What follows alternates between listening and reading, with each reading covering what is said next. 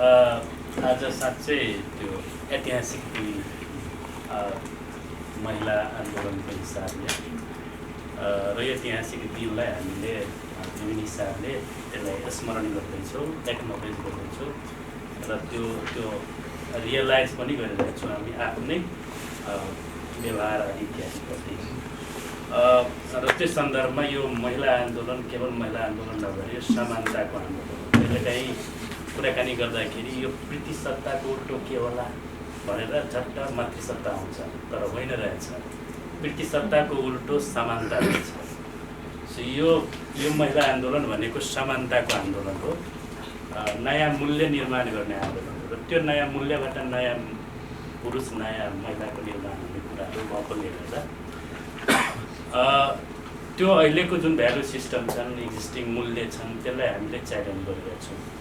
अहिले आएर मलाई गर्व पनि के लागिरहेछ भन्दाखेरि कि जसरी एउटा मर्दानगीले अथवा म्यास्कुलिनिटीले महिलालाई मात्रै हार्म गरिरहेको छैन, पुरुषलाई पनि हार्म गरिरहेछ र पुरुषलाई मानव बन्नबाट रोकिरहेछ र डिह्युमनाइज गरिरहेछ।